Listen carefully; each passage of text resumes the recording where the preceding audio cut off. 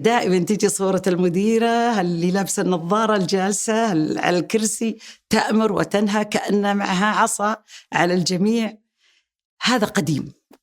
أول كان في بساطة، في التعاميم اللي تصدر من الوزارة بداية العام، كانت الأمور تسير على البركة. لكن الوضع 10 سنوات الأخيرة تغيرت الأوضاع تماماً.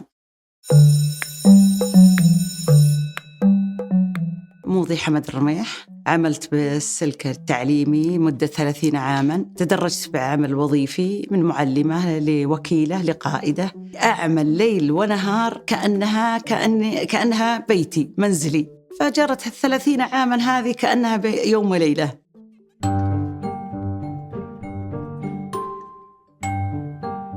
شوف التحديات كثيرة جداً، العدد الهائل من الطالبات هذا تحدي يعتبر. النقص الإداري، ترى النقص الإداري أنت عارف الكادر الإداري له دور بضبط الوضع بالمدرسة. مر علينا زمن العدد 1000 طالبة لا يوجد لدينا إلا إداريتين. غير كذا المعلمة واجهت، وهي أصعب ما تواجه المعلمة أطفالها، فأصبحت تأثر على المعلمة. تخطيت الأنظمة أنا وأنشأت حضانة فيه غرفة موجودة وواسعة وحلوة، رممناها وعملناها، وبجانبها وجدنا أن فيها بعض الصفات يعني اللي ممكن تصير حضانة، وحضرنا حاضنات على حسب الأعداد، والمعلمات هم من دفع رواتبهم طالما أنها لا تضر بالعملية التعليمية. ما الذي يمنع؟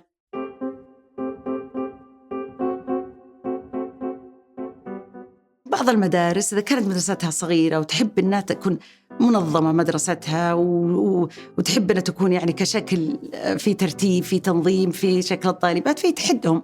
في بداية عملنا والله أنا أقول لك بكل صراحة كنا نحرص على الأمور هذه، لكن السنوات الأخيرة بالذات 10 الأخيرة لا نفكر بالأمور هذه الأمور أصبحت لدينا أبسط مما نواجه.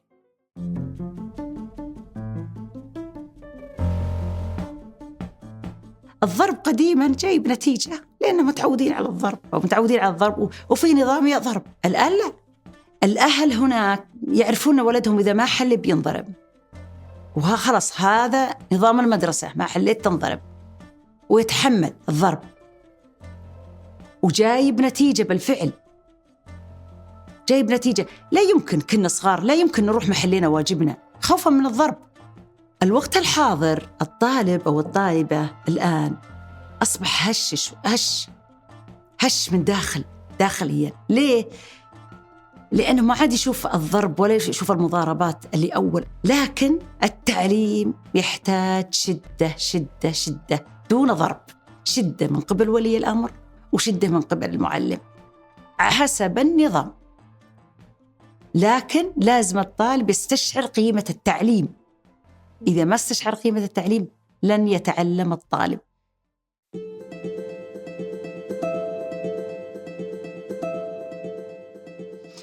كانت الحصة الأولى الطالبة كانت أثناء الحصة وتجاوب على مادة علمية، أذكر أن فجأة سقطت على مكتبها على الدرج، فنزلوا طالبة لي. لما نزلوا جلست الطالبة على الأرض، يعني هي جلست وهي بوعيها نص وعي.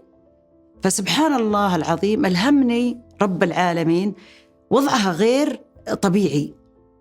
على طول أنا قلت المرشدة كلمي الحارس يشغل السيارة، وإذا ما في الحارس كلمي سواقي يمكن موجود سواقي. على طول لا تنتظرون المركز الصحي. بس وصلنا المركز الصحي بينه وبينه 5 دقائق فقط لا غير. من المركز الصحي مباشرة الإسعاف حملها على مستشفى الإيمان أبقاها عدة ساعات، حولوها للعسكري. حصل عندها نزيف في الرأس، صار انفجار، كان عندها شريان انفجر ذيك اللحظة. سجدت لله شاكر أنها البنت ما توفت أمامي.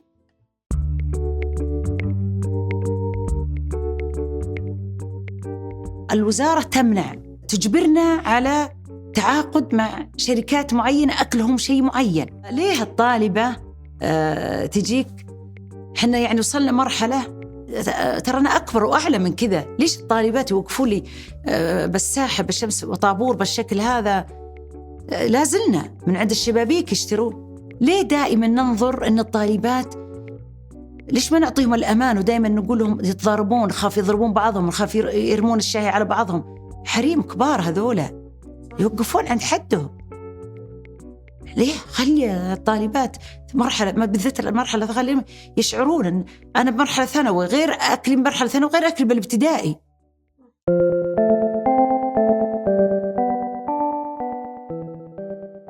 شتان صراحة. المدارس عند نظام، العباية المحتشمة، الطالبة تتغطى، الطالبة تتستر وهي داخلة، الطالبة لا تحمل جوال. حنا يعني بالمدارس حتى المناكير ترى، إذا أنت لك صلاة ليش تحطي المناكير؟ على المدارس الخاصة المناكير، المكياج، الجوال، العباية بدون غطاء، يدخلون يطلعون بدون غطاء حتى إلى المرحلة الثانوية وكذا. المدارس الحكومية لا، فيها شدة.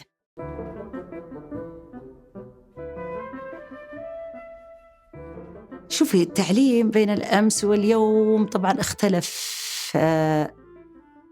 يعني مو يعني أقول لك 90% 100%. التعليم كان التعليم البسيط اللي يجد الطالب، يجد المعلم محضر الدرس، يعطيه الدرس ويخرج الطالب من المدرسة محمل بالواجبات، محمل بالعلم والواجبات، يعود للمدرسة باليوم التالي يكمل تعليمه. الآن يعني أنا أقولك بكل صراحة السنوات الأخيرة الطالب نفسه بدأ فيه نوع من الإهمال، لديه شعور ضامن النجاح بأي وسيلة. فالأمور قلت تغيرت. وين اللي أول كنا نمسك الصفحة المطالعة 20 مرة نكتبها، قطعة المطالعة 50 مرة 10 مرات عشان نتعلم الإملاء.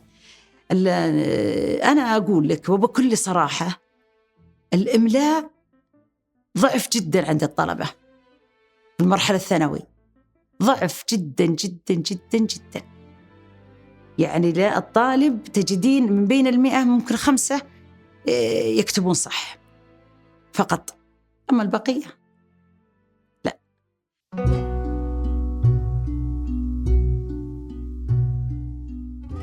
كان شعور غريب، كأنه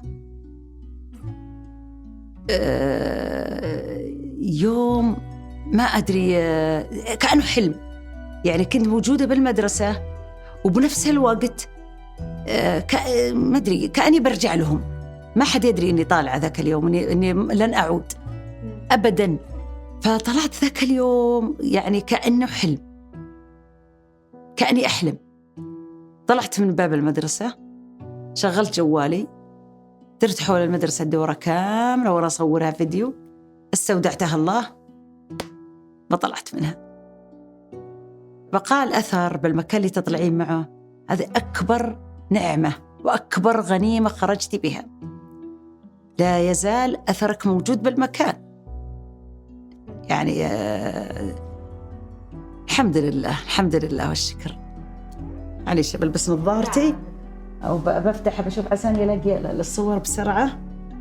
أتمنى أن تحوز على إعجابكم. أيوة عندي فيديو. شوفي كيف الساحة، شوفي الساحة كيف أصبحت، شوفي جزء منها. ما شاء الله.